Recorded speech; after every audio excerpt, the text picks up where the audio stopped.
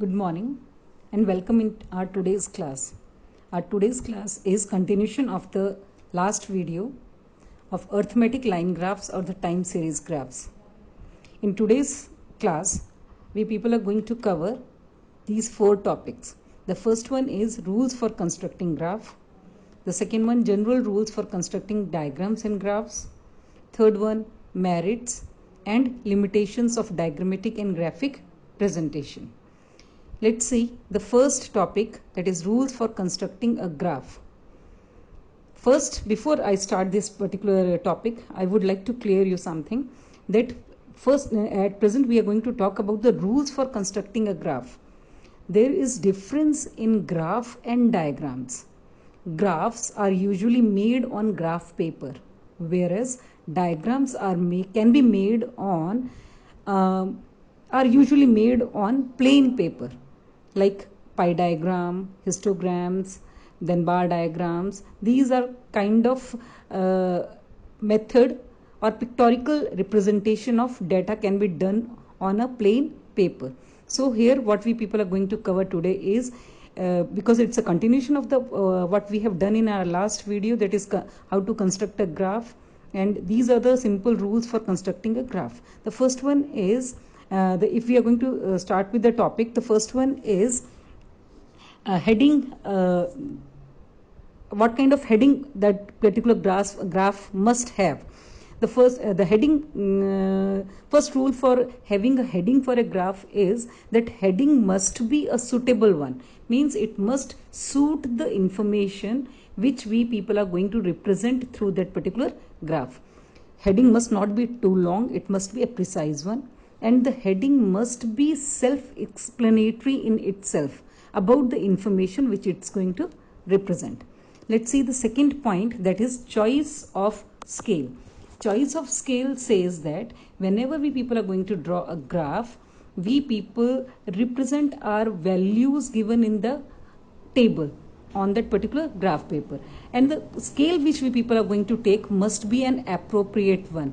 Scale must be such that it covers whole of a graph paper, so that graph gets represented in center of the graph paper, and it covers it is in proportion to the graph paper. ऐसा नहीं होना चाहिए कि आपने जो graph बनाया है वो पूरे पेपर के अंदर एक छोटी सी जगह पर हो, थोड़ा सा एरिया कवर करता हो और सारा का सारा ग्राफ पेपर बाकी खाली पड़ा रहे. तो it must be in a proper proportion. Means पूरा ग्राफ के पेपर को अच्छी तरह से कवर करता हुआ हो, प्रॉपर तरीके से इंफॉर्मेशन को उसके ऊपर हम रिप्रेजेंट कर पाए. पेपर हमारे पास बहुत बड़ा है और हम ग्राफ उसके अंदर बना रहे हैं बिल्कुल छोटा सा एक कॉर्नर में, तो ऐसा नहीं होना चाहिए. प्रॉपर चॉइस हम स्केल की करें जिससे कि प्रोपोर्शन में ग्राफ पेपर के अकॉर्डिंगली हम उसे रिप्रेजेंट कर पाए. Let's see the third one, that is proportion of axis. The length of x axis must be 1.5 times of y axis. जब भी हम ग्राफ बनाते हैं तो हमें इस चीज का भी ध्यान रखना चाहिए कि जो हमारी एक्स एक्सिस होती है वो 1.5 टाइम्स वाई एक्सिस की होनी चाहिए. यानी कि वाई एक्सिस जो हम रिप्रेजेंट करें वो उसके मुकाबले में जो हमारी एक्स एक्सिस के ऊपर जिन वैल्यूज को हम रिप्रेजेंट करें that are 1.5 times of that. चौथा पॉइंट हम बात करें यहाँ पर, that is method of plotting points. जब भी हम डेटा प्रेजेंट करते हैं, यूजुअली हम बात करें तो यहाँ पर क्योंकि हम इकोनॉमिक्स की बात कर रहे हैं, तो यूजुअली हम इसके माध्यम से बिजनेस स्टैटिस्टिक्स को या इकोनॉमिक्स स्टैटिस्टिक्स को हम प्लॉट करने की यहाँ पर हम बात कर रहे हैं. तो ऐसे में हम क्वाड्रेंट 1 जो होता है, क्योंकि इसकी वैल्यूज बिजनेस स्टैटिस्टिक्स की या इकोनॉमिक स्टैटिस्टिक्स की करें तो वो उसकी वैल्यूज यूजुअली हमारी पॉजिटिव होती हैं. तो ऐसे में जो हम क्वाड्रेंट 1 है उसका ही इस्तेमाल करते हैं, क्योंकि उसमें एक्स की और वाई की दोनों की वैल्यूज पॉजिटिव वहां पर रिप्रेजेंट हो रही होती हैं. अकॉर्डिंगली हमारी अपनी वैल्यूज क्या है हमारे डेटा की जिन्हें हमें रिप्रेजेंट करना है, उसके अकॉर्डिंगली हम बाकी क्वाड्रेंट्स का चूज करते हैं कि किस क्वाड्रेंट में हम अपने डेटा को रिप्रेजेंट कर पाएंगे डिपेंडिंग अपॉन द वैल्यूज. किस तरह की वैल्यूज का कॉम्बिनेशन हमें रिप्रेजेंट करना है उसके ऊपर बेस्ड. फिफ्थ पॉइंट की बात करें यहाँ पर, तो that is lines of different types. जब हम एक से ज्यादा वेरिएबल को रिप्रेजेंट करना है हमें ग्राफ के तौर पर, तो ऐसे में जो लाइंस होंगी डिफरेंट, एक से ज्यादा वेरिएबल होगा तो अकॉर्डिंगली हम लाइंस का भी इस्तेमाल करेंगे रिप्रेजेंट करने के लिए. तो लाइन्स हैं जौन से डिफरेंट टाइप्स की जिनका हम इस्तेमाल करेंगे यहाँ पर, वो डॉटेड लाइन हो सकती है, एक स्मूथ लाइन हो सकती है, कुछ ब्रोकन लाइंस का इस्तेमाल किया जा सकता है, या जिन लाइंस का हम इस्तेमाल करें वो हम अलग कलर से भी इस्तेमाल यूज कर सकते हैं उनको रिप्रेजेंट करने के लिए। कोई एक लाइन हमने रेड से रिप्रेजेंट कर दी, दूसरी ब्लैक से कर दी, या ब्लू से कर दी, या येलो से कर दी, डिपेंडिंग अपॉन कितने तरह का डेटा हम उसके अंदर रिप्रेजेंट कर रहे हैं। अब हम बात करते हैं 6th पॉइंट की, that is table of data. जब भी हम ग्राफ बनाते हैं तो हमें इस चीज़ का ध्यान रखना चाहिए कि हम साथ में टेबल है जौन सा वो भी साथ में बनाएं, जिससे कि हम अगर वेरीफाई करना चाह रहे हैं कि हमारे पास डेटा क्या है और हमने ग्राफ के ऊपर क्या रिप्रेजेंट किया हुआ, अगर हम उसे वेरीफाई करना चाहें तो उसे प्रॉपर तरीके से हम वेरीफाई भी कर पाएं। चलिए बात करते हैं हम 7th पॉइंट की, that is use of false line. If the value in a series are very large and the difference between the smallest value and the zero is very high, if the values are to be indicated on y-axis of the graph, then the y-axis is started somewhere above the zero. In that case, what will happen? Large proportion of the graph paper will go waste. We have overcome this difficulty by showing a cut or a kink on the y axis. हम यहाँ पे देख सकते हैं इस चीज को इस डायग्राम के माध्यम से कि जब इस तरह की बात आती है हमारी कि जीरो से और हमारी फर्स्ट वैल्यू के बीच में बहुत बड़ा गैप है, तो हम उस लाइन को ब्रोकन लाइन के माध्यम से रिप्रेजेंट कर सकते हैं। जैसे ए और बी जो एग्जांपल हमारे सामने है, ये वाई एक्सिस पर जब हम रिप्रेजेंट कर रहे हैं और वहां पर गैप है तो हम इस तरह से उसे रिप्रेजेंट कर सकते हैं। और अगर एक्स एक्सिस पर इस तरह से हमारे पास वैल्यूज हैं और उन वैल्यूज के बीच में स्टार्टिंग की वैल्यू में और जीरो के बीच में ज्यादा गैप है, तो हम सी या डी के माध्यम से उसे रिप्रेजेंट करते हैं। चलिए इसे एक एग्जाम्पल के साथ भी देखते हैं। हम इस एग्जाम्पल में देखेंगे तो वैल्यूज जो उनसे हमारी जो हैं डिपेंडेंट वैल्यूज हैं जिसे हम वाई एक्सिस पर शो करने वाले हैं, वो 1000 से स्टार्ट हो रही हैं। 1100, 1150 से लेते हुए हमारी लास्ट वैल्यू जो है वो 1300 की है। तो यानी कि अगर हम इसे वाई एक्सिस पर रिप्रेजेंट करते हैं तो 0 से 1000 तक के बीच का जो रिप्रेजेंटेशन हमारा होगा वो खाली रह जाएगा। इतना ग्राफ हमारा क्या लगेगा, क्लमजी लगेगा। तो ऐसे में हमारे सामने हमारे पास क्या तरीका है इसको सॉल्व करने का कि हम 0 से 1000 के बीच की जो डेटा है उसे यहाँ पे रिप्रेजेंट ना करके उसे ब्रोकन लाइन के साथ रिप्रेजेंट कर सकें, जिससे कि हम अपने डेटा को अट्रैक्टिव तरीके से और इफेक्टिव तरीके से रिप्रेजेंट कर पाए। Let's see the last point, that is to draw a line और कर्व। जब भी हम किसी लाइन को, जितना भी डेटा को जब हमें रिप्रेजेंट करना है ग्राफ के ऊपर, तो हम क्या करते हैं, सबसे पहले उन डेटा को प्लॉट करते हैं ग्राफ पेपर के ऊपर, और जो डेटा हमने प्लॉट कर दिया उसे हम फिर बाद में ज्वाइन करते हैं, और जो लाइन हमें मिलती है वो हमारे पास ग्राफ डेटा की रिप्रेजेंटेशन होता है ग्राफ के फॉर्म में, जिसे हम कर्व कहते हैं। Let's see our next topic, that is general rules for constructing diagram. First point is proper size. जैसे मैं आपको पहले भी बता चुकी हूँ कि ग्राफ हम यूजुअली ग्राफ पेपर पर बनाते हैं, बट जो डायग्राम है वो हम प्लेन पेपर पे भी बनाते हैं। अब जब हम डेटा को रिप्रेजेंट करने की बारी आती है तो हम उसे डायग्राम से ग्राफ दोनों में से किसी भी तरह से जो हमारे को डेटा के रिप्रेजेंटेशन में सुटेबल हो उसके माध्यम से रिप्रेजेंट कर सकते हैं। तो दोनों को ही अगर मिला करके हम दोनों को इकट्ठा करके अगर हम देखना चाहें कि जनरल रूल्स क्या हैं डायग्राम या ग्राफ के, तो सबसे पहला क्या आता है हमारा कि प्रॉपर साइज।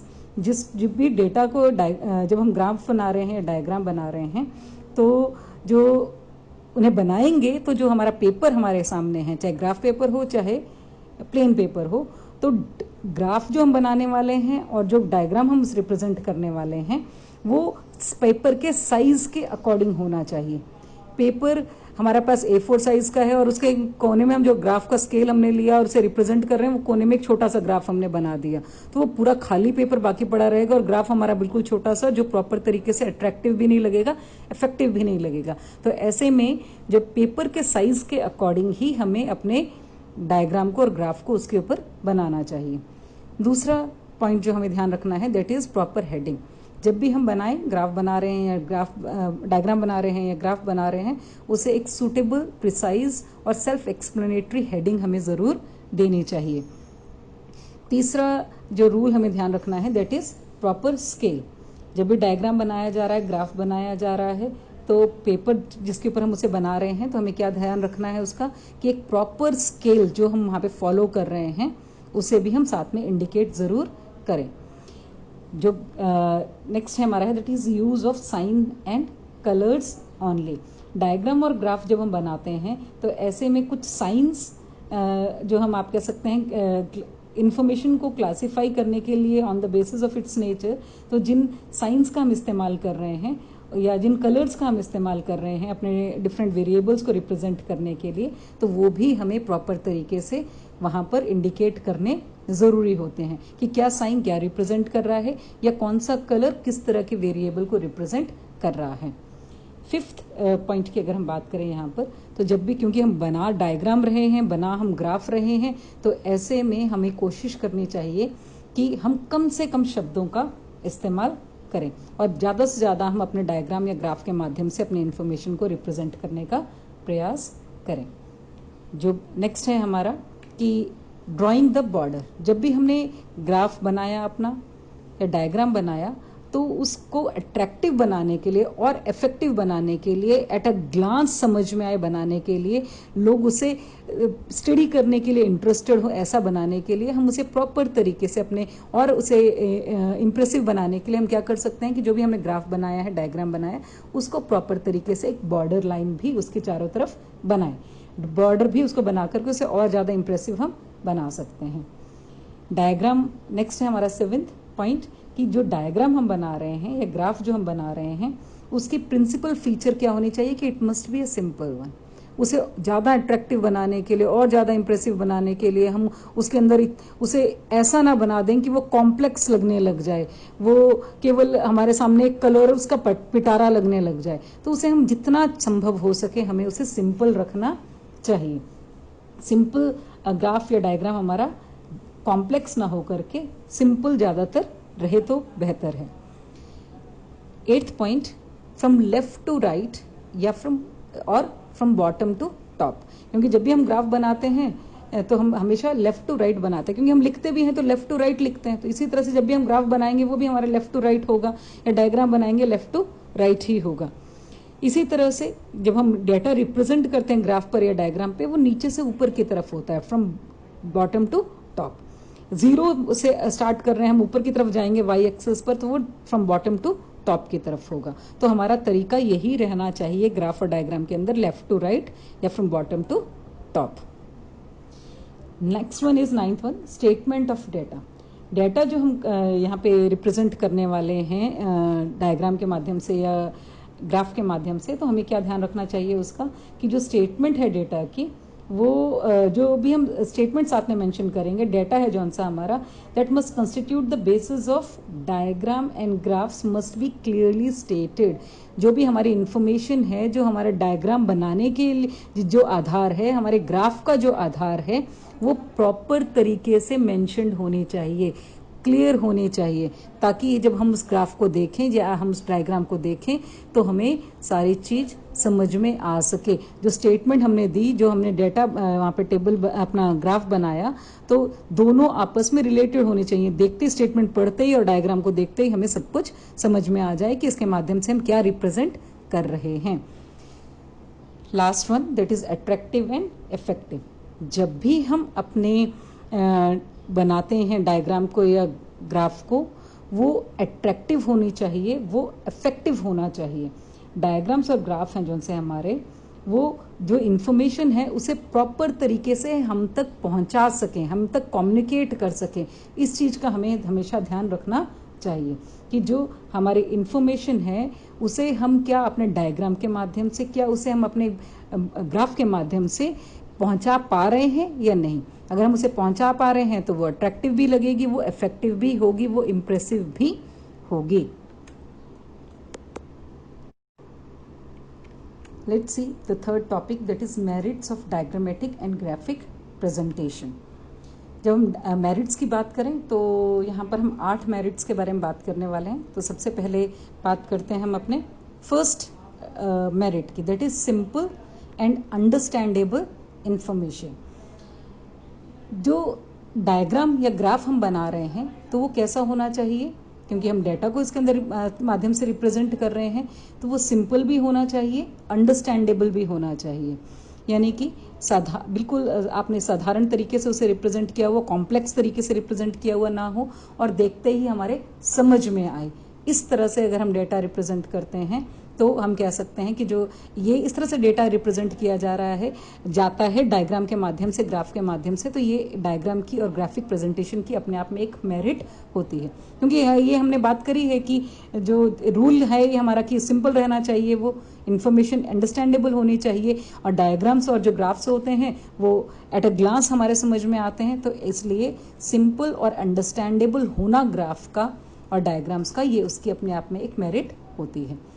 दूसरा पॉइंट जो यहाँ पर है कि इसके मेरिट्स के तौर पर अगर हम देखें तो डायग्राम्स और ग्राफ्स, क्योंकि कोई भी पिक्चर हो, कोई भी पिक होती है, उसका हमारे दिमाग पर काफ़ी लंबे समय तक असर रहता है। लाइक मूवीज़ आप देखने जाते हो, एक बार मूवी देखने जाते हो और उसके बाद आते हो तो 3-4 दिन तक आपको उसके सारे सीन्स याद रहते हैं। तो इसी तरह से जो पिक्चर्स हम देखते हैं, पिक्स हम देखते हैं, जो ग्राफ हम देखेंगे, जो डायग्राम्स हम देखेंगे, उनका हमारे दिमाग के ऊपर काफ़ी लंबे समय तक असर रहता है। तो लॉन्ग लास्टिंग इम्पैक्ट होता है। इसीलिए ग्राफ यूजुअली हम डेटा क्या कोशिश करते हैं कि उसे हम रिपोर्ट्स के माध्यम से या टेबल्स के माध्यम के बजाय उसे पिक्टोरिकल फॉर्म में या उसे ग्राफिकल फॉर्म में रिप्रेजेंट करें, जिससे कि देखने वाले के दिमाग में उसका काफ़ी समय तक वो उसे रिटेन कर पाए, वो उसे आसानी से भूल ना पाए। तो ये लॉन्ग लास्टिंग इम्पैक्ट हमारे डायग्राम्स का और ग्राफ्स का रहता है। तीसरे पॉइंट की यहाँ पे बात करें हम तो डायग्राम्स को और ग्राफ्स को समझने के लिए किसी तरह की हमें स्पेशलाइज्ड ट्रेनिंग की या स्पेशलाइज्ड नॉलेज की ज़रूरत नहीं होती। एक आम आदमी भी डायग्राम्स को या ग्राफ्स को देख करके उसके माध्यम से क्या रिप्रेजेंट करने का प्रयास किया जा रहा है वो उसे समझ सकता है, आसानी से डायग्राम को देख करके समझ जाता है। चौथा मेरिट क्या होती है डायग्राम्स की या ग्राफ्स की, कि ये अट्रैक्टिव होते हैं अपने आप में, इफेक्टिव तरीका होता है डेटा के रिप्रेजेंटेशन का। अट्रैक्टिव होते हैं क्योंकि पिक्स हैं आपके सामने, पाई डायग्राम है आपके अंदर जिसके अंदर हम अलग अलग तरह के कलर्स का इस्तेमाल कर रहे हैं, या हिस्टोग्राम बनाया हमने, उसके अंदर अलग अलग तरह से आप कह सकते हैं कि वेरिएबल्स को अलग अलग तरह के डॉट्स के साथ या लाइंस के साथ रिप्रेजेंट किया हिस्टोग्राम के अंदर, अगर वो आपका सब डिवाइडेड है, या और आप लाइन ग्राफ्स बना रहे हैं या आप बार ग्राम्स बना रहे हैं, बार डायग्राम बना रहे हैं, तो वो अपने आप में काफ़ी आईज को प्लीज करती हैं, अट्रैक्टिव लगती हैं, और उनके माध्यम से हम डेटा रिप्रेजेंट करते हैं तो देखते ही समझ में आता है, तो वो इफेक्टिव भी होते हैं। तो डायग्राम्स और ग्राफ्स जो होते हैं इनके माध्यम से अगर हम डेटा रिप्रेजेंट करते हैं तो वो अपने आप में अट्रैक्टिव और इफेक्टिव रहता है। फिफ्थ पॉइंट की बात करें हम यहाँ पर, अ क्विक कंपैरेटिव ग्लांस। अगर हम अब यहाँ पे आते हैं हम अपने टॉपिक के ऊपर ही, अर्थमेटिक लाइन ग्राफ की, तो जिसके अंदर मैंने आपको जैसे पहले बताया था कि more than one type of variable, one type का तो हम रिप्रेजेंट कर ही सकते हैं, पर एक से ज़्यादा भी अगर डाटा है हमारा, दो से ज़्यादा है, तो उसे भी हम लाइन ग्राफ के माध्यम से एक ही ग्राफ के अंदर रिप्रेजेंट कर सकते हैं। सपोज मान लेते हैं कि मैंने एक ग्राफ बनाया, लाइन ग्राफ बनाया, उसमें मैं 11th B और 11th C के स्टूडेंट्स की हाइट को रिप्रेजेंट करना चाहती हूँ। तो मैंने दोनों को अलग अलग तरह के कलर्स की लाइंस के माध्यम से रिप्रेजेंट कर दिया। अब मैं उन्हें देख करके इजीली कंपेयर कर सकती हूँ कि किस क्लास के कौन से साल के अंदर किस क्लास के में किस तरह के कितनी हाइट के बच्चे आए। उसे देखते ही इजीली कंपैरिजन डायग्राम्स के माध्यम से, ग्राफ्स के माध्यम से इजी कंपैरिजन हो सकता है। और जब हम कंपेयर करते हैं तो ब्रॉड डिफरेंसेस क्या हैं वो भी हमारे एकदम से ध्यान में आते हैं। Let's see the sixth point, that is informative and entertaining.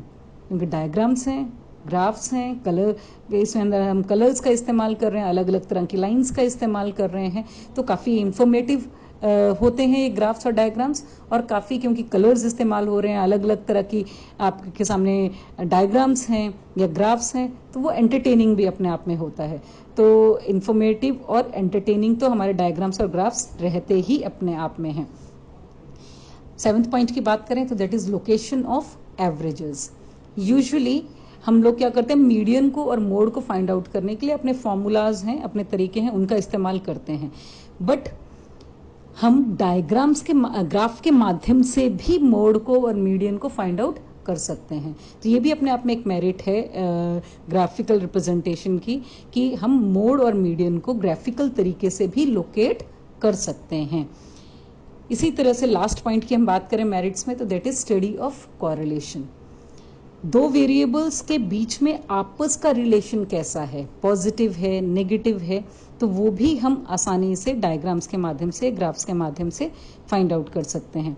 For example, अगर बात करते हैं हम कि जब प्राइजेस बढ़ते हैं तो डिमांड कम होती है, और जब प्राइजेस कम होते हैं तो डिमांड बढ़ती है। तो दोनों के बीच में किस तरह का नेगेटिव रिलेशन है, एक बढ़ रहा है तो दूसरा कम हो रहा है, एक कम हो रहा है तो दूसरा बढ़ रहा है। तो आपस में वेरिएबल्स के बीच में किस तरह का रिलेशन है, उनका को रिलेशन कैसा है, आपस में रिलेशन कैसा है, वो भी हम आसानी से डायग्राम्स के माध्यम से या ग्राफ्स के माध्यम से स्टडी कर सकते हैं। So this was our third topic today which people were supposed to cover, and let's move to the last topic, that is limitation of diagrammatic and graphic presentation. The first one is limited use. Because जो आपका graph है या diagram है, इनकी अपनी एक सीमाएं होती हैं, अपनी एक लिमिटेशन है। इसके अंदर हम कुछ बहुत ज़्यादा वेरिएबल्स को एक साथ नहीं दिखा सकते, हम कुछ लिमिटेड एक्सटेंट तक ही हम वेरिएबल्स को ग्राफ के माध्यम से या डायग्राम्स के माध्यम से रिप्रेजेंट कर सकते हैं। तो ये अपने आप में इसकी एक लिमिटेशन हुई सबसे पहली, कि only a limited amount of data can be represented by the graph and diagrams. Not a large amount of data can be represented by it. The second one is misuse. Sometime what happens, जो diagrams हैं उनका misuse किया जाता है false projection के लिए statistical facts का। Usually आप देखेंगे एडवर्टीजमेंट्स वगैरह में, क्योंकि लॉन्ग लास्टिंग इम्पैक्ट होता है डायग्राम्स का, ग्राफ्स का, लोगों के दिमाग में काफ़ी समय तक आप कह सकते हैं उसका इम्प्रेशन जो पड़ता है उसे निकाल पाना दिमाग से मुश्किल होता है। तो यूजुअली बड़ी बड़ी कंपनीज हैं अपनी एडवर्टीजमेंट्स में अपने जो स्टैटिस्टिकल फैक्ट्स हैं उन्हें मैन्युपुलेट करते हुए डायग्राम्स के या ग्राफ्स के माध्यम से हमारे सामने परोसने का प्रयास करते हैं, जिससे कि उन्हें ज़्यादा से ज़्यादा वो प्रॉफिट कमा सकें।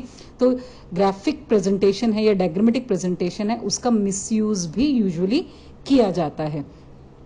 लास्ट अगर हम यहाँ पे लिमिटेशन की बात करें तो ओनली प्रिलिमिनरी कंक्लूजन्स, डायग्राम्स या ग्राफ्स के माध्यम से फाइनल कंक्लूजन है जौन सा, वो हमेशा वहाँ तक हम नहीं पहुँच पाते। We don't reach to final conclusion by using diagrammatic और graphic presentation always. Usually क्या होता है, ग्राफिक या डायग्रामेटिक प्रेजेंटेशन के माध्यम से हम मोस्टली प्रिलिमिनरी कंक्लूजन तक ही पहुंच पाते हैं, और फाइनल कंक्लूजन तक पहुंचने के लिए हमें बहुत सारे आप कह सकते हैं कि तरीकों का इस्तेमाल करना पड़ता है। तो यूजुअली ग्राफिक और जो डायग्रामेटिक रिप्रेजेंटेशन होती हैं ये हमें केवल प्रिलिमिनरी कंक्लूजन्स तक ही पहुंचाती हैं।